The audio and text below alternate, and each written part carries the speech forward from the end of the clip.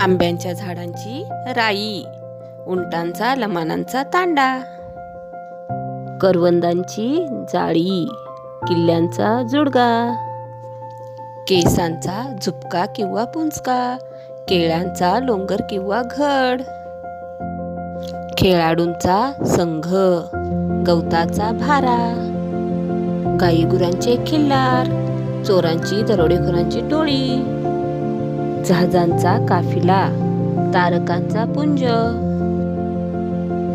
द्राक्षांचा घड किंवा घोस, धान्याची रास, नाण्यांची चळत, नोटांचे पुडके, पक्ष्यांचा थवा, प्रवाशांची झुंबड, पाठ्यपुस्तकांचा संच, पालेभाज्यांची जुडी, पोत्यांची थप्पी, फुलझाडांचा ताटवा, फुलांचा गुच्छ, नारळांचा ढीग.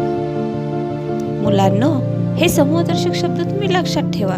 चला तर मग पुन्हा भेटू. धन्यवाद.